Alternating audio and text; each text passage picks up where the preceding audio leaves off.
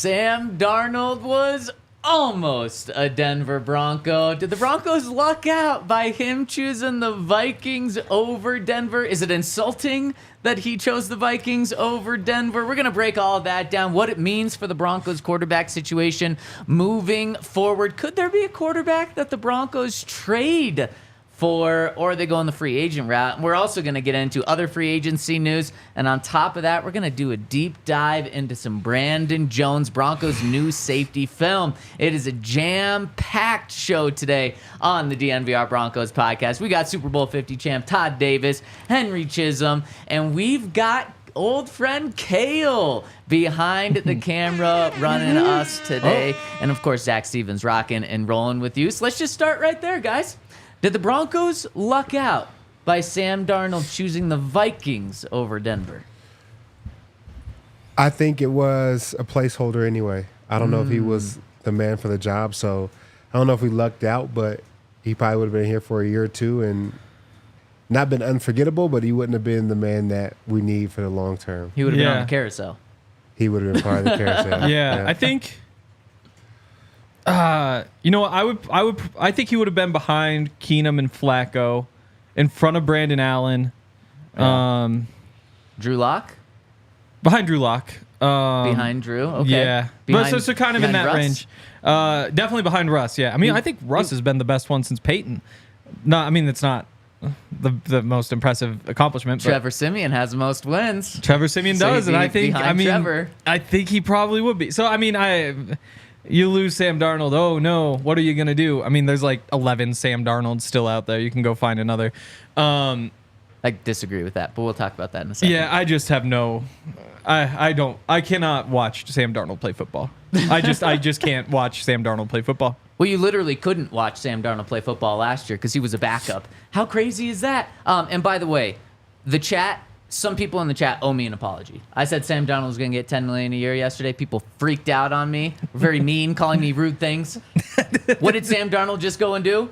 He went and got $10 million a year.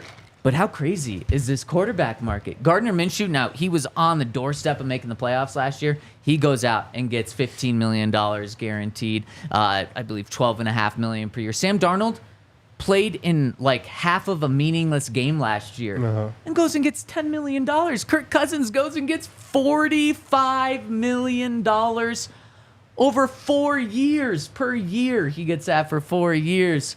It's good to be a quarterback, man. Yeah, quarterbacks are getting paid, man. Like we said, like I guess you don't even have to play to get $10 million. And you're just going to get paid. I know linebackers have to work really hard to get $10 million a year, but quarterbacks, as long as you have a pulse and you throw the football once or twice, here's 10. Especially if you were like a first-round pick. Yep. Then, yeah, like you said, you're alive. Here you go. You were under Kyle Shanahan for a year in San Francisco. Like, the quarterback rehab thing is a bit ridiculous. Like, Baker Mayfield going and doing what he did with Tampa Bay. Okay, I can see the quarterback rehab in air quotes there because he actually did it and like went from bad and unwanted to good and wanted. Sam Darnold just being a backup in a place, like, is coaching that impactful, Todd, where like a guy doesn't play and he goes from unwanted to now $10 million? Coaching definitely matters, but I don't think it changes the person who's not being able to implement the coaching on the field. Like, he may get 10 reps all practice and no reps during the game. Like, I don't think that's making you like this all-star player that you weren't before you got there. He may be a little bit better, but he was in this position for a reason. Yeah. And so I don't think that, 1 year under a good coach is going to make you phenomenal. Yeah. Sean Payton has had tons of quarterbacks. For Jameis Winston and Taysom Hill, I don't think anyone has become phenomenal. Yeah. They've been able to do a couple good things or run the ball if you're Taysom Hill, but they kind of just were what they were, just a little bit better. Yep, exactly. And I mean, speaking of Jameis Winston, the crazy quarterback market, Jameis Winston, the Browns are paying Deshaun Watson, what, $50 million? More than that. They just paid Jameis Winston, what, $8.7 million to be their backup. Jacoby Brissett goes to New England and gets $8 million. Goes to New England, gets $8 million. There's another quarterback that got paid a decent amount too. Quarterbacks are flying off the board and just getting so much money. I think Broncos country's very happy that Sam Darnold chose the Vikings. And the reporting a little mixed on exactly what happened yesterday. Some national reports were saying that the Broncos and Vikings offered Sam Darnold the contract. And then in the end, Sam Darnold chose the Vikings. This morning, we hear from Mike Kliss saying the Broncos absolutely had interest in conversations about Sam Darnold. But once the price tag got up to $10 million, they were out and didn't actually make an offer. We might never know the true truth there. But Broncos had interest in him. But clearly, he wasn't like do everything to get Sam Darnold, because the Broncos have the money to pay him if they wanted to, $15 million. And so what this, and thank goodness they didn't do that. But what this all tells me, regardless of exactly where the truth lies, is the Broncos are getting a quarterback in the first round. Because let's say Sam Darnold was their guy and their plan for this year, then you pay him $11 million. You pay him $12.5 million. If you were willing to pay him $10 million, you pay him $12.5 million. And now with Sam Darnold off the board, with Gardner Minshew off the board, with Jameis Winston off the board, the free agent quarterbacks that are available are so depressing. Like, you can't go and sign Mason Rudolph, Joe Flacco, Ryan Tannehill, and like truly think you're giving yourself a chance or feel like that's a plan for beyond this year. You can't. And with Sam Darnold, because of potential, Sean Payton maybe could have convinced himself to that. Now that he's off the board, it's absolutely going to be a quarterback in the first round. And I also think that going into free agency, that was probably their plan. Sam Darnold was just going to battle it out with Jarrett Stidham to see who was going to be the backup or the bridge for half of the season. So I think that this clearly points to first-round quarterback. And the closer we get to the draft, the more likely it becomes that it's a trade up to get a first-round quarterback. Yeah, I think that could be. It makes sense to pick the Vikings. Like, they've got for sure. They've got Justin Jefferson. They've got the fireplaces in the locker room. Like, I mean, I don't know why you wouldn't do that. Oh, because it's Minnesota. It's inside though. Yeah, I mean, inside, and Minnesota's nice. It's not nicer than Denver, but Minnesota's nice. Yeah. It's And cold. it's spring. It's You just gotta either get out and don't hit the playoffs, or exactly. or just have a away playoff game. It's like November and December are tough, but like August, September probably not bad. That's and then fair. you're in and out the rest of the year. Yep. It's not too bad. Yeah, I mean, it's not that big of a surprise. I do think I would have been concerned if Sean gave $15 million or whatever to Sam Darnold. I think that would just not be a sign of good judgment. And maybe that's just me being biased after the Broncos did that over and over and over and over and over, and it never even really came close to working. Like, I mean, not once did it come close to working. And I think maybe being through that, we will learn. But you would think he probably wouldn't have learned that with the Saints, because he obviously had Drew Brees basically the entire time. He had the 1 year he didn't, and they made the playoffs with Teddy Bridgewater and Taysom Hill and Jameis Winston. And so I guess that lesson didn't really sink in, but you know, it's very similar to the Broncos after the Super Bowl season when you guys won 9 games. They won 9 games the year after Drew Brees too, and then it just kind of slips from there. We've got some breaking Broncos news right now. The Broncos are signing defensive tackle Malcolm Roach to a 2-year deal up to $8 million. So Broncos getting a guy that has played with fill in the blank. He's played with Sean Payton. Sean Payton, yeah. In 2020, Malcolm Roach was with the Saints. And you know where he's from? What college he went to? This is starting to become the Broncos' favorite college to add players. Texas. Yep. Bingo. Yep. So there's obviously a New England or a New Orleans pipeline to Denver. There's also maybe not a little University of Texas pipeline to Denver now. So $4 million. This is a guy that's going to have a role. He's never been a full-time starter for a team, but he has played in 41 games undrafted out of Texas, and has played all 4 years with the New Orleans Saints leading up until now. Yeah. Only 25, obviously. Pretty young player. I remember him as just like a big run stuffing defensive tackle, nose tackle, who you sub in run situations in particular. But then looking back at 6'3", 290, he is a little bit small for that. And I guess maybe that kind of makes sense considering he's he's making $4 million a year. That's not a huge salary.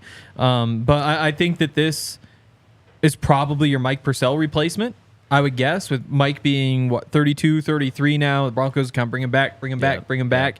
This might be them turning the page. I want to go back and watch and make sure he really is still just like a big old dude who plugs up the middle. But assuming that is the case, they had PJ Mustafa on the practice squad for like half of last year before he went to the Saints. And that was kind of one of your options after, or at this point, I guess, right now, with him potentially filling in for Mike Purcell. You have Inu Uwazurike, who can apply for reinstatement in mid-July. All of the legal things seem to be behind him, with the gambling, betting on the Broncos, that sort of stuff. So the Broncos, I think, really did have a big hole at just a pure nose tackle, and you found a 25-year-old who can take that over. And again, not the most flashy player. He does have a sack in his career, but that's not really his game. So it just plugs up a gap. So does that mean we're keeping DJ Jones? Good. I think this move can lean either way. You can read into this move either way. Yeah, because I know that we usually play like a 5 down front versus, 12, 21, 22 personnel. But in today's day and age, I don't know how often we're in that front. So do we need 2 nose tackles that we're paying good money to? Because this would mean that if we're playing a lot of sub, which is just 4D linemen, 2D tackles, you have, what's his name? Roach. And then they just restructured Zach Allen. Yep. That's your 2D lineman. Yeah. But, I mean, they have options if they want to keep, one guy in the rotation. Wouldn't you think $4 million would be starter level for a defensive lineman? I mean, it's basically what Mike Purcell was getting 3 to 4 every year. I mean, I think that this is probably just a 1-for-1 because DJ likes to play a 3 technique. I guess I haven't talked to him about in like a year, so maybe things changed with the scheme or whatever. But that's where he wants to be. You could make the case he's probably just better at nose, but I do think that it is an option. You have like Roach as your nose, DJ as your 3 technique, and then Zach Allen is the 5, and that's kind of your 3-4 kind of base front with Roach coming out when you have like the 4-man fronts, so you go to nickel or whatever else you're doing. Especially considering he typically plays about 40% of the snaps, that kind of adds up. And then you throw in the rotations from there. I kind of thought coming into this free agency, the Broncos needed to find a starter, but a starter like this, just somebody who can be like your Mike Purcell, rotate him in and run situations, figure things out from there, but then also some depth player as well. So I maybe that's Jonathan Harris coming back. Maybe they just draft a couple guys and hope one's ready this year. But I think DJ Jones is back. But, I mean, it could be in the next hour we find out he's not, because we've seen that with running back so far with the Packers signing, not Saquon, Josh Jacobs, and then half hour later releasing Aaron Jones, the Bengals signing Joe Mixon, signing, who did they sign? Who's the Bengals running back? They just got Joe Mixon. They released Joe Mixon. They released Joe Mixon. Zach Moss. They signed Zach Moss, and then right after released Joe Mixon. Another Zach, yeah. So it could be something like that too. Right. Yeah. Exactly. So, are you guys gonna call him a starter? Be in base for sure. Yeah. It just depends on what the offense is running. The offense decides if he's a starter. Sure. Yeah. I'm gonna say he's a starter. And again, he only started a couple of games throughout his career, but that could be formations and stuff. Yep. But Broncos get certainly someone that's going to be on the field for them, game in and game out, and not surprising that he spent time with Sean Payton and the New Orleans Saints. Okay, let's get back in to this quarterback conversation, because there's a name I want to throw out to you guys that I think would be a very realistic option for the Broncos, and then continue to break down the other news surrounding the Broncos in free agency after I tell you about our friends over at Bet365. Did you guys know there is a basketball team here in Colorado that has a chance to make March Madness tonight before CU before CSU. They could lock their spot in before any of those teams. Any idea who it would Northern be? Colorado. No. No. No, they lost. Do you know? Yeah. I thought you would know. Yeah. would know? My alma mater, University of Denver, Wow. can lock their spot in. They were massive underdogs last night. They've had just an okay season, and they won in the semifinals. So they played tonight. 8-point dog over at Bet365, or you can just bet on them to win straight up plus 300. If they win, they're in. If they lose, they're definitely not. I would think this would be the first time Colorado would ever have 3 teams in March Madness, but I don't know. I wonder. Because I think Northern- only CU and CSU have done it only a few years together. I believe that. So Yeah. not a third on there? Yeah, like UNC. And then Northern Colorado, they aren't like a force in the Big Sky. Right. Speaking of the Big Sky, so Montana played their first game last night as the 3 seed. Before that game, the higher seeded team had won every single time. Or I guess lower seeded. The worst team won every single game. That's wild. Yeah, and so then Montana was the first one. So now it's like a 3 versus 10 matchup, and the winner plays like the winner of 5 and 9 or something like that. It's awesome. Is Sac State still in it? Yep. Yeah, Montana We beat- State. We beat the 1 seed. Oh, very first yeah. game. Exactly. That's what we do, baby. Exactly. You know what I'm Are saying? you guys going for a collision course in the championship game? I would love that. Oh, man. I'd That would love be that. fun. Yeah.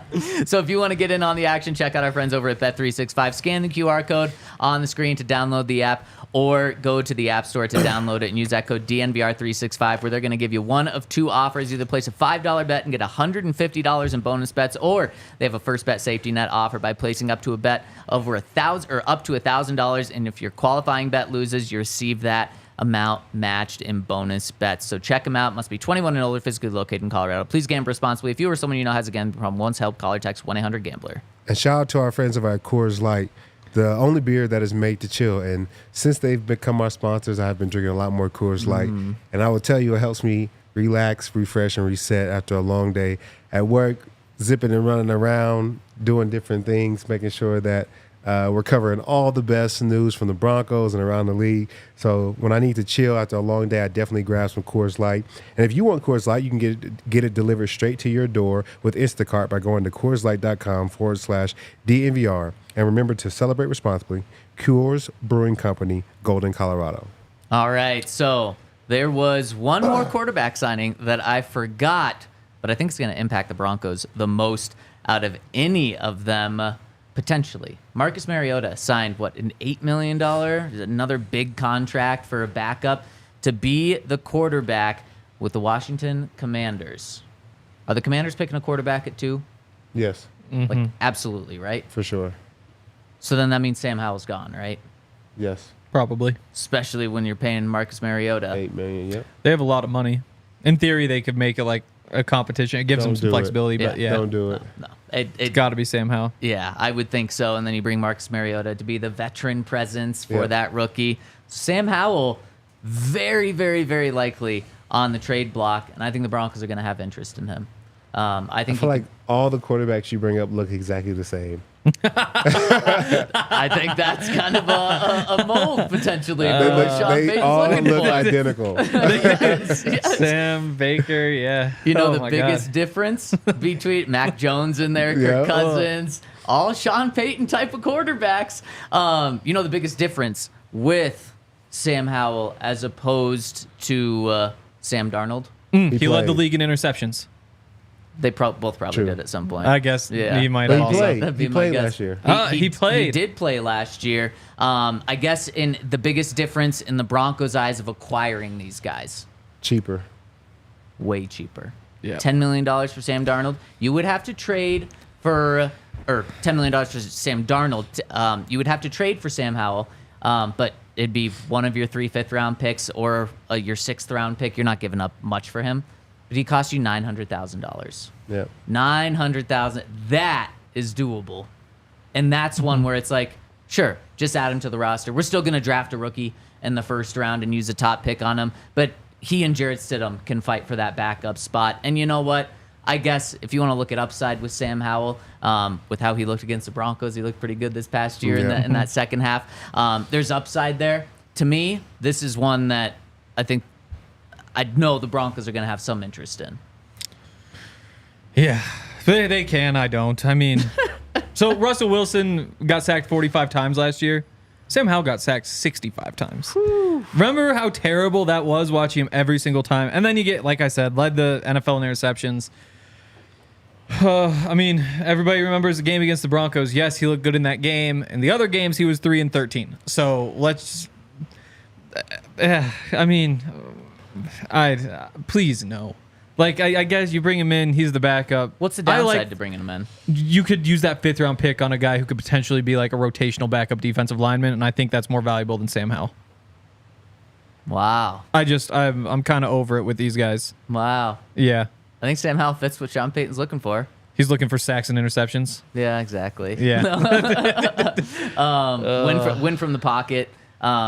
Sam Howell is what? He's been in the league for 2 years now? He doesn't win, though. So this is his 3rd year in the league? This will be his 3rd, yes.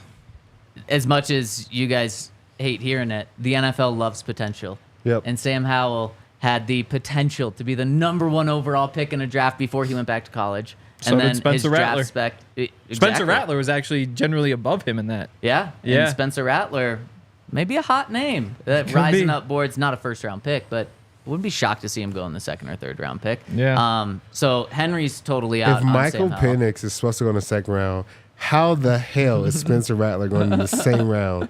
Can we look at their careers You should- and let's go toe for toe? Those people do not belong in the same round. Am I being agree. real? I Gotta But go that's back- now the projections? Yes. If Because you he has go back- potential? 2020 Spencer Rattler. He was a 5-star recruit, Todd. What does that mean? I'm kidding. I'm kidding. Oh my gosh. yeah. I'm sick of all this potential talk and none of the people just watch and Yeah. look at film. Michael Yeah. Penix is just good. Just look at the film. Just go get the guy who's good. Yeah. Yeah, not the guy who you think may be good. Well, he 'cause does have a big arm. Oh my god, this is crazy. But maybe it allows him to fall to the Broncos. This You is were what saying this months ago. You were saying teams don't sleep on Michael Penix so that he can fall to 12. yeah, And they're doing it. I think that they should keep doing it. But this is what I feel like Sean was pointing to when he was saying other teams aren't going to be good at finding Yes. quarterbacks, but we're going to be good. I think it's too easy to find talent, and there's too many people that are just bad at it. Yep. And same thing is true for coaching in the league. I think there's a lot of bad coaches in the league, but you know who you know, and you get a job. But it doesn't mean that you're a phenomenal coach just because you're in the NFL. Yeah. And then you lose a job, and then you just get downgraded a little bit, but you stay. And once you get it's Once you're in so the hard to club. crack into coaching. Yeah. Once you're in the club, you're not getting kicked out. Exactly. Yep. It's like you joined the country club. You know, you made Paid your dues. Yeah, you paid your dues. Yeah. That's just how it goes. You It's may like- pee on the course and they'll suspend you for a little while, but you're still in the club. you know? Exactly. Like so usually you true. start and you're like, okay, yeah, my dad's a head coach, so he hired me to be like assistant offensive line coach or Yeah. whatever. And then the team does well, so you get to be an offensive line coach. And the team does well again, so you're a college offensive coordinator or whatever. Then the team does poorly, so you leave somewhere else to go back to being offensive line coach. The team does well, regardless of whether you were any good. And you climb again, and you just kind of go up and down and up and down. And it is mostly just about whether the team is good or not, Yep. and not necessarily anything in particular. Which Meanwhile, the whole time you're making like $500,000. Yeah. Whether you're good or bad, everything is just Yeah. we're making money, baby. Yeah. Yep. And then your friend gets laid off, and he's like, "Man, I'd love to make some more money." And you're like, "Oh, yeah, I'll bring you on. Yeah, come the on. The owner will pay it. What, Yeah. assistant pass rush specialist. Yeah, Yeah. that sounds good." yeah. Okay, so yeah, potential kills teams. Yep. And the coaching ranks, and when it comes to evaluating players, and specifically quarterbacks. Because I feel like you guys correct me if I'm wrong, but every person that has been on the Broncos recently, or even in the past 10 years that were quote unquote potential guys, didn't work out. No. But the guys that were proven or that we drafted that were proven Yeah. in college, they all worked out. Yep. Going back to Yeah. Justin and Josie, two of the free agents, both those guys in the draft, when they get drafted, it's like, oh yeah, Josie, he's a starting NFL linebacker. It's like, what was he still doing on the board at this point? Well, It's Right. like, well, this guy was super fast. Yep. Right. And Justin, it's the same thing. Where it's just like, yep, he's a starting safety. It's like we are this sure that he's a starting safety, and everybody's on the same page. But that other guy ran a 4.39, so you're taking him instead. Yep. That's just how it Crazy. goes. That's why Xavier Worthy, Texas wide receiver, he might be an incredible wide receiver, but because he ran a 4.21 40, Yep. he will be drafted higher than he should be. Yeah. Just simply because of he was not wearing pads. He was on a football field, but with no other players around. Yep. And doing something that he will never do once in his NFL career, run 40 yards without being touched. Not wearing a helmet. I think the 40 Especially is the way helmet part. overrated. I think the 40 is way overrated because Yeah. if you should be able to look at film and see separation. Like, it doesn't really matter what your 40 time is. Yeah. If you're field fast, you'll see it. You'll see guys not be able to cover you. You see, wide receivers taking the top off of a defense. Like, you don't need the 40 to tell you that. Yeah. You should know by watching film. And with Worthy in particular, like he's 165 pounds. You put 15 pounds of gear on him. That's a massive percentage of his body weight that you just tacked on top. Like it's different. Changes. It changes a lot.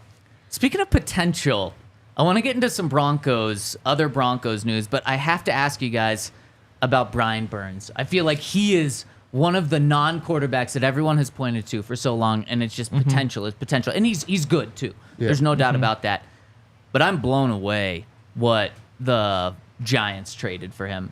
So not what they traded for him. They gave up a second-round pick to get him and then paid him 5 years, $150 million. $30 million a year.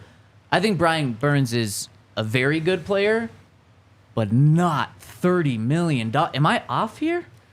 No, I agree. Well, he was one of the top free agents of this free agent class. Yeah. But I think it's similar to how quarterbacks are being overpaid. Like, if you can get a couple sacks as an outside linebacker, go ahead and, buy your mama whatever house she wants. You know what I'm saying? Do whatever you want to do. You're getting $100 million. Yeah. That's all you got to do. It's true. It's tough because I feel like inside linebackers, we got to know the defense. Oh, yeah. We got to call the defense. Yeah. You need to have 100. You need to have 150 tackles, and you have to have a couple sacks. You got to have some forced fumbles. Yeah. You got to make plays. Yeah. On top of that, you may get 7 to 10, Yeah. unless you're a first round draft pick. Then we'll give you 15. Right. But everybody else, like, well, here's 7 to 10. Yeah, exactly. And then Crazy. Travis Kelce beat you on an out route once, and all of And Twitter you're hates you. trash. Yeah. Everybody on Twitter hates you. And now you can't cover. Like, exactly. And then you can't It's like, we go saw on it right social there. media because that's going to be a tough place. Exactly. Oh, he sucks. We should go get a guy who's fast. Just put a safety there. Exactly, yep. The thing about Brian Burns is that he's also super young. So when he was 22, he had 9 sacks. When he was Here's the potential talk. yeah, Here's the exactly. potential talk. But 22, he has 9 sacks. 23, he has 9 sacks, makes the Pro Bowl. 24, 12 and a half sacks, makes the Pro Bowl. This year, only 8 sacks. But like, when you're doing that and you're doing it with the Panthers with nobody on your side, and, I mean, rookie year is a 21-year-old. He's not even a starter. And he has 7.5 sacks as well. So like, you just see that consistent production To be fair, on a though, bad defense. Panthers have some good players on the defensive line, like around him. Maybe not I can't anywhere think else of on the them. team. They do have a good defensive lineman. I can picture a guy in a Panthers uniform. I'm thinking of Chris Jenkins. Christian He's been McCaffrey. gone a long time. No, yeah, but that's the other thing with Brian Burns is that the Panthers turned down 2 first-round picks for him from the Rams last year. Wow, just what a massive failure. Good thing. They really needed him. Yeah. No, I saw somebody going off about the Panthers about how they're not getting anything for their players. Like, they didn't get a first for Christian, No. didn't get a first Yep. for Burns. Like, No. I don't know what's happening over there, but it doesn't look good. Then in order to get Yeah. Bryce Young, they pass on C.J. Stroud, Yep. Caleb Williams, and then any other picks in Yep. this first year. And then they also give up DJ Moore, who's like Yep. one of the best receivers in the NFL. Whew. The Broncos are rebuilding here, and it seems like it might be a tough year, taking a step back to take 2 steps forward. The Panthers have taken like 100 steps back, Yep. and they're lucky if they take 5 steps forward. Well, and that's why, like, it is time for the Broncos to just like accept things and kind of take a year to, I don't know, restructure themselves. But it is really easy to tell a team like, oh, you just need to tear it back down and forget that it is way, way, way easier to get worse than it is to get better. Like, it's all going from a 5-win team to a 7-win team to a 9-win. Like, it's not an easy thing to do. That's why you try to hold on to that level as long as you can and see if you can find a quarterback or somebody who takes you over the top. Again, for the Broncos, like, it's past time. You gave it your run, but it's. Yeah, the Texans were bad for 5 years before C.J. Stroud was just like, oh, yep, I can fix it. You know, and I think that that's the case. I mean, you look at the Browns historically. You look at, I mean, honestly, the Raiders for the past decade or more, for the most part, have just been so far down. They just haven't been able to build back up. It is, I mean, you're taking a risk by saying we're going to get rid of our good players and, we'll just find some all-pros later on. I think a big difference with the Broncos and those other 4 teams that you mentioned, which gives me a lot of hope, is the other 4 teams, really bad or questionable ownership. And specifically the Panthers, David Tepper has been meddling like crazy, and is a big reason they're in this spot. People question the Browns ownership, the Raiders ownership, the Texans ownership a lot. And that's just one thing that I have zero concerns about is the Broncos ownership. But like the Lions for forever. Like the I'm trying to think. I mean, some of the Tampa Bay until Brady got there was generally pretty bad. Yeah. We're in a tough spot as a team and organization. A lot of Broncos country are mad, but you got to remember, it could always be worse. So true. We look around the league, and there's a lot of bad organizations. Maybe when we're done with like the busy free agency stuff, we should do like a draft of teams that we're happy the Broncos aren't. Yeah. And you can just start with like, the Browns sure have a mess on their hands. Like, who would be the number 1 pick? I mean, right the now? Panthers. The Panthers have to be, because like you go. I mean, there's nothing to like about them. Except, I mean, you can't. At least I'm not fully out on Bryce Young yet. Yeah, but if you don't give him, I've always said, if you don't give him the pieces to succeed, he's not going to be a good quarterback. Yeah. No, I mean, exactly. It's fair. And you just gave up so much for him too. Like you're still. I mean, if they were able to go draft, Marvin Harrison Jr. for example in this draft because they didn't have to give up those picks, maybe things would work out differently. But no, it's fair. That's probably they're a good in a one. tough spot. Yeah. They certainly are. With no path. That's not even like a football town either. No. Or not, I mean, NFL football town at least. Like, no. You're not. They don't have much country. working in their favor. Yeah, exactly. Like the Jags, just bad for forever. But then Trevor Lawrence comes and it's like, okay. Even with him, they're like fine. They're not like great. You know what the Panthers don't even have? They don't even have a roof over their stadium. And if they want one, they should check out our friends over at Red Hawk Roofing, where if you want a new roof over your home or business, maybe the Broncos call Red Hawk Roofing if they build a new stadium. Red Hawk Roofing has been part of our DNVR family for a long time, meaning you know that you can trust them, and they are there for you. They've got free, no-obligation roof and property inspections, free in-depth photo reports for all inspections. Hail season is coming, so you don't want to wait to take care of your roof. You want to get that ready before hail season is here, and they're going to give you a free upgrade to a hail impact-resistant shingle. So check them out. Give them go to their website, redhawkroofing.com, and make sure to tell them that DNVR sent you. And go check out our friends here with us. Yeah, let's see. I don't think I'm going to be at the bar tonight. We're officially hitting bar season, though. I mean, playoffs coming. Well, exactly. March Madness. Exactly. Yeah. March Madness is when it starts. That's like obviously Thursday through Sunday. I think I'm just going to be sitting in the bar every single day for a couple weeks. You've got playoffs starting. That's not too long. That's like 5 weeks away for the Avs and Nuggets before they get going with the playoffs. And that's when I'm just going to be here every night. Either I'm going to be here or I'm going to be at Ball Arena basically every single night. So we're awesome here at the bar. And if you want to get a membership or buy merch or all sorts of stuff, like there's a bunch of awesome things. Also, we don't plug the events very often, but we just had a Nuggets takeover a couple days ago. I think that was the Jazz game, sent like a whole bus of people over. That stuff's a lot of fun. And if you're a DNVR diehard, you can actually get a discount on that. Also, happy hour at the bar from 4 to 6 every day, or Monday through Friday. So there we go. Boom. Real quick, on Friday, we are giving out 4 sets of Nuggets tickets at the watch party. So you should be here on Friday night. I love that. Definitely check out the bar on Friday night. Okay, before we get into the inside scoop on Brandon Jones, Broncos also had a couple of other moves made today.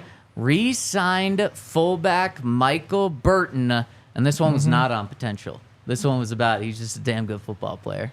Fullbacks and linebackers, baby. Get as many on your team as you can. You'll be all right. I wonder... Do we know what the number is yet? No. Because it's always been the veteran minimum for him. Uh-huh. And, I mean, it's a fullback, so that's kind of what you just expect. But, I mean, he's coming off being a Pro Bowl alternate. He was a PFF All-Pro. So, I mean, there's a chance he gets more than the minimum. I kind of just assume that you pay him the minimum. Also, he's, 32, 33? So, He's probably not your fullback of the future, but I guess maybe that's something to deal with down the road. Exactly. Broncos, we touched on it earlier, signed the defensive lineman Roach. Broncos, we now know the number for Wil Lutz's contract. What was the number? What was the bar I set it at yesterday? 4.5. 4.5. Yep. Are you sure it was 4.5? It was 4.5. You sure it wasn't 4.1? I remember 4.5. I'm sure. Yep. Wil Lutz, 2 years, $8.4 million, so $4.2 million per year. Todd, we didn't get to talk to you about Wil Lutz yesterday. I'm curious, he agreed to terms with the Jags, then decided to back off. There was some reporting that said a reason for that was Sean Payton called them and stepped up and made sure that Wil came back to Denver. Is that okay for a player to do, to have a verbal agreement and then back off of it? Why not? I think organizations do it to players all the time. Exactly. In your exit meeting, hey, we're going to bring you back. We really like what you did. Then March comes, you're like, huh? where you guys at? So I don't have a problem with it. Well, that's a good point because in free agency, we don't hear about that. And like in this 2-day window, we don't hear about that of teams backing off. But is it more so like at the end of a season, teams are like, yeah, you're coming back for sure. We'll get with you at the start of free agency. And then you just never hear from them? Yeah, absolutely. Or even stuff like the Sam Darnold. Like, we don't know how deep that interest was. Right. You know, they could have told Sam Darnold, you're going to come here and be the starter for us. And I think people say things all the time. So as a player, you got to be able to, if you find a situation that fits you better, you got to be able to move on and go back or go back. Yep. And the team says it all the time, right? It's a business. Yep, it's a business. Teams know in this 48-hour period that the business is you can't sign the contract until tomorrow afternoon. So you're right. That's a really good point, and I'm happy to hear that from you. That teams do it all the time. So yeah, players should do it too if they feel. And it's like my agent agreed to terms. You talking to him? I told my agent at the end of the day, no, I actually want to go back to Denver. So you work it out with my agent. And then this morning or late last night, the Broncos. It was announced that they restructured Zach Allen and Ben Powers. We know they restructured Mike McGlinchey last week. They obviously did a redone contract with Tim Patrick. They now have $46 million in cap space. That's after Russell Wilson's $30 million in dead cap. They have $46 million in cap space. The cap can be adjusted and manipulated forever, seemingly, and to whatever extent you want. The Broncos have plenty of money to spend this year. I wouldn't even spend it. I go ahead and take that Russell Wilson cap hit right now. Get it out the way.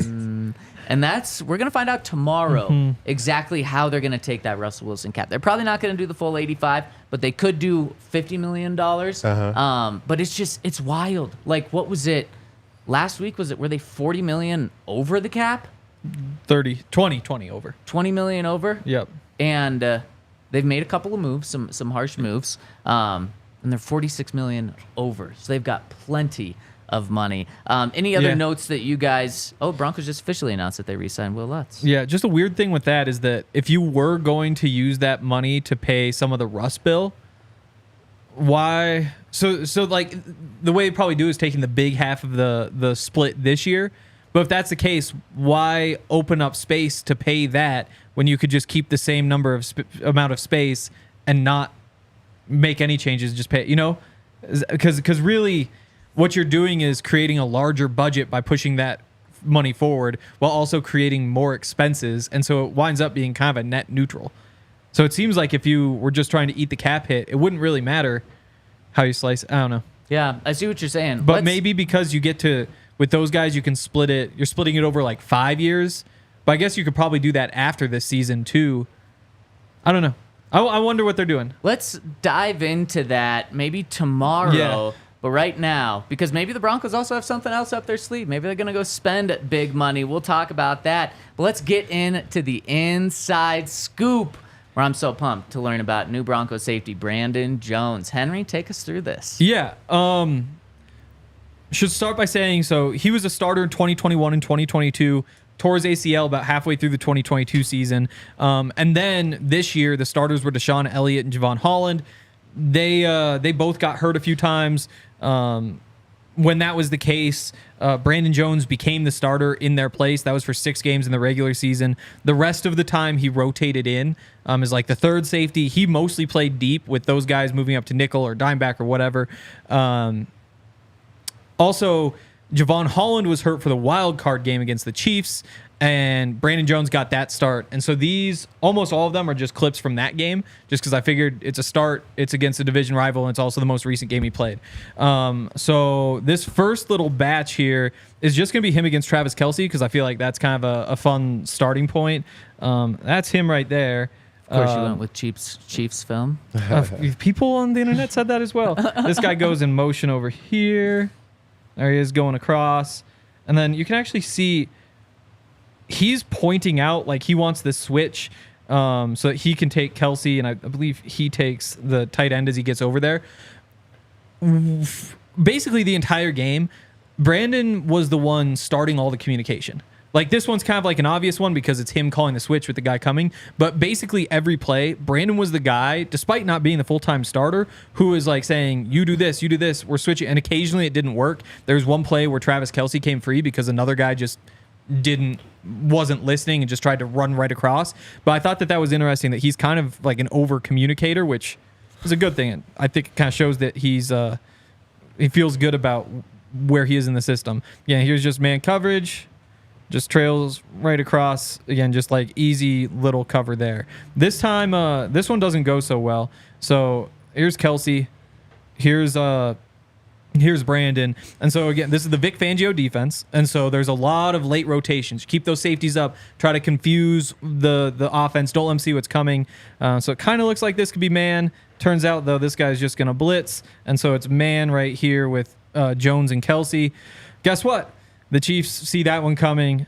Travis just runs this one right here, and there's plenty of space. And so I'm not sure, Todd, whether is he told, like, sit this far back, disguise what you're doing, and accept that there's going to be this little pocket? Or are you supposed to charge up there and just get right up on him? Yeah, I think he's told to sit back, especially in Fangio's defense. He wants everything to look like cover 4 or cover 2. So they want the quarterback to be able to diagnose as little as possible, kind of pre-snap. Okay. So he just knows he has to kind of fill the space. He has safety help over the top, but it's just a timing thing. Yep. It's just a timing game. That's kind of where I was at, too. This is a similar play. Again, Kelce here, Brandon Jones here. But before the snap, I guess you can kind of see it. He's standing like on this line here. He charges up right before the snap, takes away a little bit of the space. And then on this in route, this is a kind of a cover 1 with a hole defender. So he just runs this little slant right into the help, and it's locked up, nothing there. This one, again, just zero blitz. These guys are coming. You've got man coverage right here on Kelce. This is going to be a little hitch. This is going to be just a corner route. Again, what you really like, just so patient. Just sits right there, heels on the line, just textbook stuff. Doesn't commit one way or the other. Bang. Just runs right with him. You can't tell. Brandon Jones is actually right behind him, but he's so close to him you can't even see it. That's wild. Yeah. No, it's I thought against Kelce everything was awesome. This is the last little Travis Kelce clip here. These guys going again. So just man. Kelce's gonna chip this end right here before he runs the drag. So there he is, kind of coming free. Jones also gets through this traffic. That's something that showed up a lot. Doesn't really get bothered by this sort of stuff. And then just, again, all over him. Couple more man coverage clips here, not against Travis Kelce. They actually put him on receivers a bunch in this game, which is kind of interesting, I thought. This is Rashee Rice. There's Jones there. This is just going to be, I believe, a corner route. Yeah. So, again, just a little, almost kind of like a pick there. Does, no problem. Just gets right outside. Again, locks up Rashee Rice. Here we go. This is, again, this is another little switch. You got Kelce in motion here. You can see, again, like he's pointing stuff out. Every single play, I swear, he's the one who's like doing everything back there. And then here they are. Is that a massive indictment on the rest of the Dolphins defense? If like a guy that's not a starter and is playing literally 44% of the snaps last year is making all the checks and calls? No, it just means that he likes to communicate. Okay. Because when the starters are in, we can't have simple, like, I look at you like we're good. That's all we need. okay. You know what I'm Okay. saying? Yeah. He's just making sure you guys know what we're doing. We're all locked Okay. in. So, Okay. you know. Again, just a little drag or dig or something like that from Marquez Valdes-Scantling, just locked up again. This is interesting because, you know, Justin was our free safety, so he was more in the middle of the field. He's playing more strong safety. I've even seen him blitz a couple times, and he does a good job with it. But PJ's really a strong safety. I don't know how well PJ will fare being in the middle of the field. So maybe this means that we'll have some more true dime packages where you have two safeties and he can come down, play that dime, that nickel. But it's very interesting because he does have the ability to play man-to-man, which not a lot of free safeties do. Totally. Most free safeties like to roam and be free. Do you think what you're talking about fits what Vance Joseph wants to do more? Or do you think last year was truly what Vance Joseph likes to do more? I think in any defense, he's going to be successful because of what he has versatility. Yeah. Yep. But I'm just questioning, like, okay, if he's going to be more of our come down, maybe be in the box a little bit, man on Travis Kelce type player, who's going to play free? And we're going to what get I'm into questioning. some of the deep clips too, because I think that's interesting. But when you talk to Dolphins fans, they say put him in the box. Like you don't play him over the top. Again, like that's the reputation, and you see why. Like the man coverage, all that stuff is great. But I'm excited to get into some of the deep stuff too because it's not bad. This is him one-on-one with Mecole Hardman. That's again no help over the top or anything back here. That's a tough assignment. You usually don't put just a safety on Mecole Hardman. Right here that's stays for sure. like right on top of him. There is a little grab, and again not called. Chiefs have to punt. Didn't happen It's then. a quick little thing. I mean, it worked out fine for him. There you go. This is, again, just all over Mecole Hardman. That's a tough assignment. Like, not the greatest receiver in the world, but very fast. And this is Mecole upset, palms up, saying, why the hell didn't you throw that flag? Again, if he gets called for the flag there, it's an issue. He didn't, though. Can't ask for more than that. So that didn't happen. All right. I'm going to hit some of the deep stuff. So this is him back here. Didn't play a whole bunch of cover 3 in this game, but I think this might be a cover 6, but I'm pretty sure this one was cover 3. Oh, deep stuff is in he's back. I thought you meant we were like getting emotional. with some of the things he was doing. No. So there he is, back up over here. Again, this might actually be cover 6, but I'm pretty sure these are boundary. Again, this guy's just going to take a little post. He sees the break right here, and just nowhere to go back here. Just nice and clean. Let's see, where am I? My notes. There we go. This one, he's playing the. Oh, did I get this note wrong? He's playing the quarter over here, I believe. So here he is right here. Again, this is short route to his side. This guy's got anything deep up the boundary. I believe this guy's got the half. That guy doesn't turn and run, does he? Maybe this is cover 4. Point is, he's got this post through right here. Again, just blocks him up again. See him running underneath right there. This one, here he is.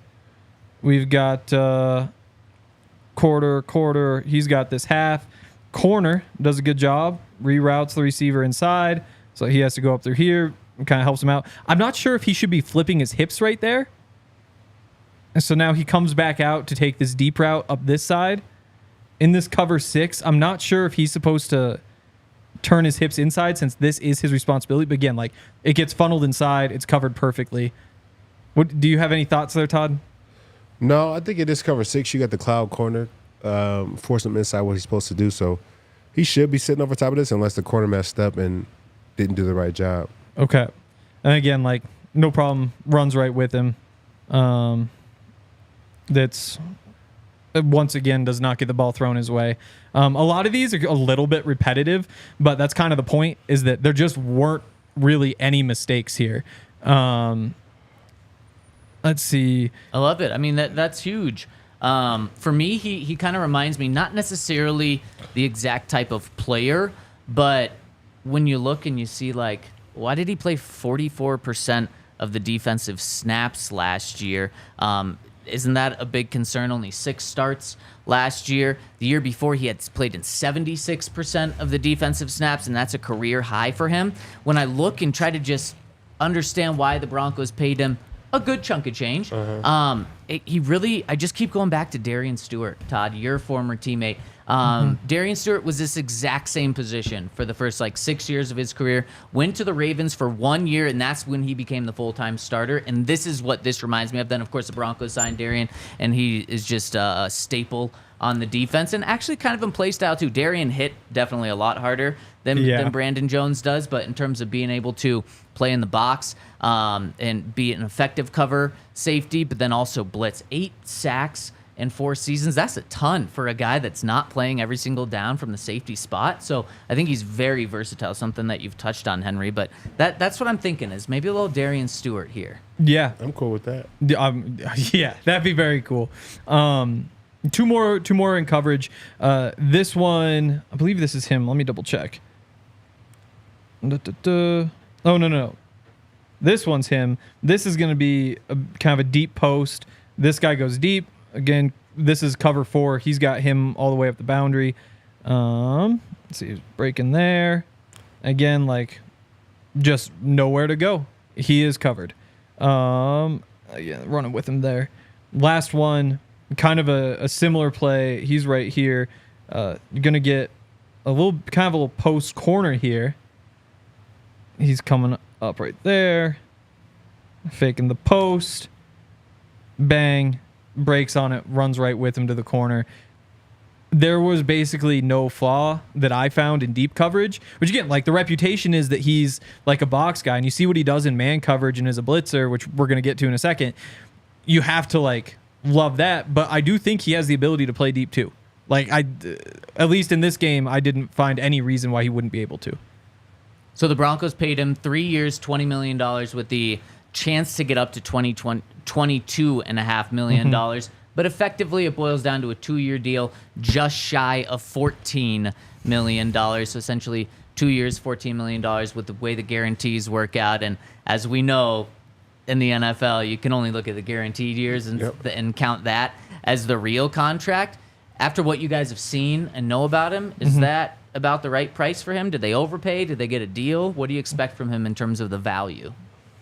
I think it's probably about the right price. That puts him 20th in the league, and in a league with their 64 starting safeties, that's a pretty good payday for him. And I think he's versatile enough to be a strength of the defense if he figures out his way in Vance Joseph's scheme.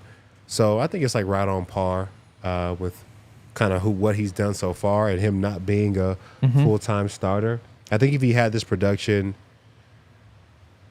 the same production, so if you do double the snaps from 40% play to 80% and then double the production, he's going to be like a $15 million man. So hopefully that's what the Broncos are getting, just at a discount. Totally. PFF tweeted this out, but from week 12 on last year, 234 snaps in coverage, no touchdowns, 2 picks, 29.8 passer rating when targeted. Those are pretty incredible numbers. Those 2 picks were 2 of the 3 in his career. He isn't like a ball hawk. He's not Justin Simmons. I think in coverage there are some similarities there, just the steadiness, that sort of thing. What Justin does, though, is he's just, he has very long arms, and he's very tall and very rangy, and so he can just get to spots and go steal ball. He can just pick off passes that nobody else can. Brandon doesn't have that. He's more of a steady cover guy than a playmaker, but people don't throw his way because he's in good position, and that's a good starting point. Really quick, speaking of Justin and Brandon Jones and PFF, Brandon Jones, you mentioned he's the 20th highest paid safety now, Todd. PFF had him as the 16th best safety, graded him out as the 16th best safety. So kind of adds up. Good value. Broncos got there. Something you won't like, though, Todd, they had Justin Simmons, PFF did, as the 42nd best safety in the NFL last year. You can't trust PFF. Exactly. I've been telling you guys that. Exactly. I don't know what they're doing over there. Okay. Like you said, Brandon's best known as like a blitzer. That's what he's best at. This is a couple like not so great clips right off the top. But he's just gonna come right through here. Again, just one hand from the blocker, and he gets like held up by one hand. Just gets locked in right there. Here we go again. Basically the same thing. Comes through. This is actually a run, and so he's able to control his gap, I guess. But he does. I mean, it's not ideal. He's not getting off that block. We got one more of these again up this. Oh no, maybe this is. Oh, this is a good one. We're through those. Point of those are if an offensive lineman gets hands on him, generally not good. He's a safety, so it's not a huge surprise, but that isn't really his game, is getting off those blocks. He kind of gets pushed around a bit.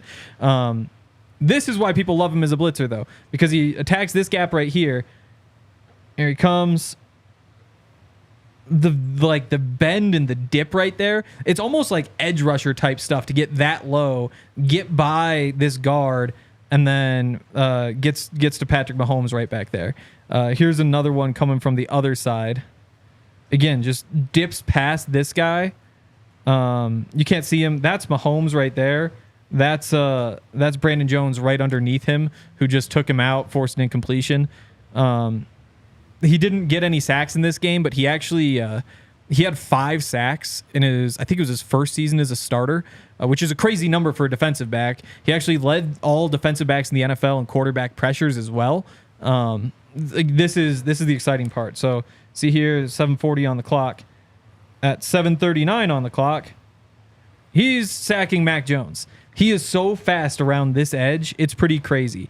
Again, here's the ball. Here's the touchdown for the Dolphins. That's the kind of stuff that really separates him. Those are like the highlights you're going to see, which is awesome. And then just a couple real quick run things. He's just playing deep. This is nothing special. But, oh no, I did include there we go. So this is the one-on-one tackle. So Pacheco hits the hole. This is just a little one-on-one. Kind of grabs him around the waist, drags him down, makes the tackle, but he's not really a hitter. Like he generally gets the guy on the ground. He missed 14.3% of his tackle attempts in his career. Jaquan, for example, was 17.7% missed last year. Singleton was 14.1. Locke was 14. Simmons was 11.8. So that 14.3%, it's a pretty normal number. Good tackler, not necessarily a hitter. And then this one, again, just run game, blocker coming his way. He's not going to be able to do much. This guy kind of has him in his sights. Next thing you know, he's turned all the way back around this way. That's just not his game. Here he is right here. This is going to be a tight end. I believe it's these two. Again, just kind of gets pushed around there. And gets driven back there. And that's the play. So again, like tight ends even, that's not necessarily what he does. He's not totally useless though. He's going to come up through this gap. Again, dodges the block from the receiver. I believe that's a receiver. No, that's Travis Kelce. No, it might be a receiver. Gets up into the hole, plugs up the hole, makes a nice tackle.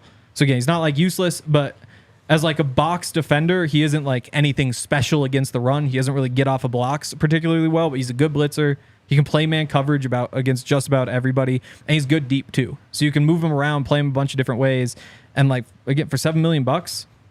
I was surprised going back and watching, seeing how good he is. Well, if he's the Broncos Travis Kelce killer, that'll be great. That'll be great. And great breakdown there, Henry. Love to see what the Broncos are getting in Brandon Jones to add to that Texas Broncos safety room that the Broncos have with Caden Stearns, PJ Locke, and now Brandon Jones. Okay, we've got a lot of super chats to get to, so let's dive in right now with our first question coming in from our friend Exotic Gaming. Says, around the room with the Broncos being $40 million above the cap, who will be our biggest signing? Also, is it possible they just save it? Exotic Gaming, that's a great question. I think something we're going to dive into tomorrow, look at what's left, see what the Broncos are going to do. Are they going to take the rest of their money to next year? Are they going to spend it right now? But Broncos' highest paid signing right now is Brandon Jones, just under $7 million. I'm gonna ask you guys again. I asked it yesterday, Todd. You were right on this. Do the Broncos, not just today, but do the Broncos for the rest of free agency spend more money per year on a player than that? I'm going to say no. Who else is there out there that That's the tough part. would require $10 million? A lot of people are getting picked off the board. Yeah, a lot Patrick of Queen people. just went to the Steelers. A So that was kind of Raven the big to a linebacker. Steeler. Ooh. We're seeing that happen a decent amount these past 24 hours, where people are staying in the division, especially in some intense divisions Yeah. like the AFC East NFC East Saquon Barkley going from the Giants to the Eagles, getting in with it with Tiki Barber. Yep. Now you see Patrick Queen. It's juicy. I mean, yeah. I think the players care less about the rivalries than the fans. Especially now. Yeah. Like back in the 80s when like Yeah. 80% of guys played for the same team their entire career, going Steelers to Ravens would be a lot tougher than it is now. Ravens to Steelers. But even if they're cutting the check. You know what I'm saying? I'm not just Yeah. going there because I like the city now. Like, they're paying me pretty well. I mean, nobody's going to Pittsburgh because they like the city. Probably. No not. offense to Pittsburgh. People That are was a going big because shot. of a 3-year, $41 million contract. That would do it. Yeah. I'm here. Yeah, Especially that's like exactly. if you're a linebacker, that's a great Gonna be place to waving play the too. towel. Yeah. Like linebacker playing for the Steelers would be sick. Yep. Oh, definitely. Yeah, that would be awesome. So stay tuned to tomorrow's show. You got something? I mean, I don't know why they clear all this space if they're not going to use it. I just don't know who they use it on. But Okay. it seems like if you're going to clear the space, I mean, I guess you could clear the space to roll it over to next year to pay off the Rust bill. But then why even clear the space in the first place? Why not just save it for next year? So Let's break it down yeah. tomorrow. So and I'm get trying. into- I don't know why. I'm still trying to wrap my head around it. But for right now, I'd say like maybe Jordan Brooks. Like no, he went to the Dolphins, didn't he? I don't know. There isn't really a guy out there, so I feel like I should say no. But they just cleared all that space, so I feel like I should say yes. We'll dive into it tomorrow and see where we end up. Alex says, good call on Darnold making $10 million, Zach. Thank you, Alex. That's what I'm talking about. Appreciate that. Next one from our friend Christopher, who says, where do you guys stand on your faith in Sean and the direction of the team? I know these changes and sacrifices hurt, but is this what it takes to get back to relevancy and exciting Broncos play? I'm willing to hold tough. Yeah, I mean, the Broncos just had their best season in the past 7 years. I mean, I think that there's a nice starting point. I don't know how you couldn't be happy with what he's done so far. I get that, like, there's some painful decisions. If you're tearing things down, you're tearing things down. I kind of think that's the right thing to do anyway. So, I mean, yeah, I think this is definitely going in the right direction. Yeah, I haven't lost faith in Sean, and you gave up a first and a second round pick and are paying him $20 million a year. You better let him do it the way he wants. And Russell Wilson was not the way that he wants to do it. So you're allowing him to do that, and it might be a more painful year than last year, but I haven't lost faith in Sean. I do think he's a hell of a coach still. I agree. I think it's necessary. All these Band-Aid fixes aren't really the recipe for success, so it may hurt a little bit, but I think he's stitching things up. Yep, exactly. Drew Lock is signing with the New York Giants. He will not be returning to the Broncos. Not a big surprise. I don't think any of us thought that he was coming here. But now it's official. He's going to maybe go battle it out with Daniel Jones. Interesting. And Shelby Harris going to the Browns. Yeah, how about that? So that's not happening Staying with either. the Browns. Noah Yeah, Fant. he was at the Browns. Oh, that's right. Yep. Noah Fant going back to the Seahawks too. So the whole bring the boys back isn't Russ is going to happen. gone. Bring the boys back. Yeah. Who was in that trade? Yeah, Nope. not happening. So sorry, Drew Lock stands. He's not coming here. I think that's probably a good thing. Evan says, what contract do you think we can get Tre'Davious White at? All-pro corner whose injuries could make him affordable. I don't know. I'm actually not sure. I mean, I'd imagine that's at least $10 million a year because he's so good. But again, like it's not $20 million a year like it used to be. So where exactly he fits in there, I would imagine it's a short deal. It's probably like 1 year something, prove you can be healthy. But that, I mean, it'd be a lot of fun. I would love it. I would absolutely love Pat it. But and Tre'Davious White. Ugh. if he's going to take like a prove-it deal, wouldn't he go to a contender? If he's going to take like a pay cut, a massive pay cut to have a 1 year deal, you go to a team that you can not only win, but you can be put in a position to succeed as well. Yeah, for But sure. how much is that team willing to pay for a guy who might just be hurt again? But I thought we were saying like a 1 year deal for Yeah. him, for Tre'Davious White. But too. I mean, if you gotta give like 1 year, $12 million to a guy, if you're Bills are a bad example, that's where he's coming from, but like the Bengals, you say like, oh, we need a corner. You don't necessarily get a corner. He's played 10 games over the last 2 years, 11 games the year before that. Like, there's a case to be like you need a contingency plan, and there's a good chance you're going to need that contingency plan by the end of the year. If you're a contender, that's not something I would mess with. If you're making the case that a contender doesn't want him, I don't want him. Yeah. Really? Okay. See, I think that's why he's a good he's not fit. good enough for a contender or not reliable enough for a Exactly. contender, then hell no, I don't want him. I'm not saying that Wait. that how I feel about I get your Vegas, logic. but yeah. Yeah. See, I go the other way because like that's how it works. Is the bad teams get the players the good teams don't want.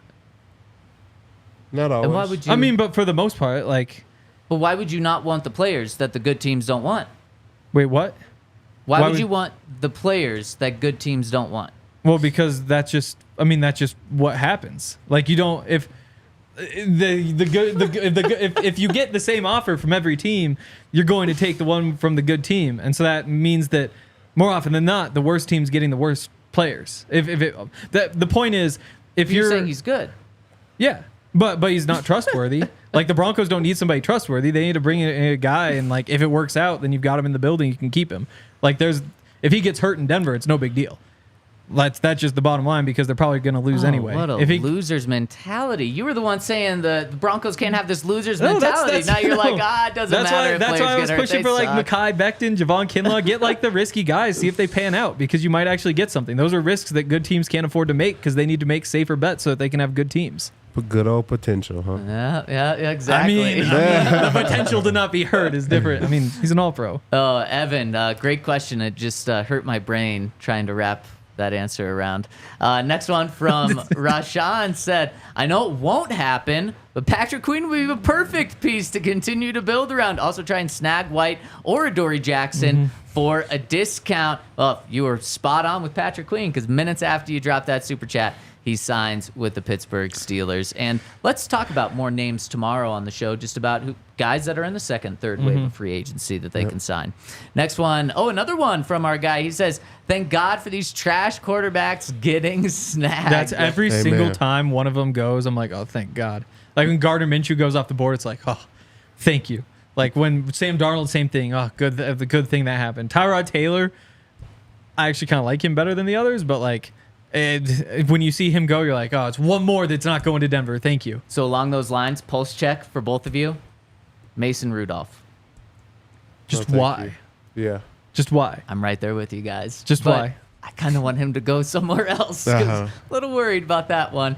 Next one from Cole, who says, are we going to sign anyone else, you think, on the defensive line? I would imagine this came in after the Malcolm Roach. I would say yes. At the very minimum, they'll bring back Jonathan Harris, I'd imagine. But I would imagine there's at least one more rotational guy, probably for less money than you gave to Malcolm Roach, would be my guess. But maybe you find like a Kinlaw already got re-signed, but somebody like that in like the $5-6 million range, maybe a little more like upside, being that he was a first-round pick, and we like to pay those guys more. But like if there was like a pass rusher type who maybe you thought had some reason to pay him more, it could be that guy. The potential talk on this show is going to kill Todd. It's going to be the thing that drives him away. I agree with Henry, or I don't think they're going to sign someone more than Roach Yeah. for $4 million. Yeah. Next one from Cole, who says, are we going to sign any... Oh, we just read that one else. Okay, Fluffy Man says, if the Broncos do draft...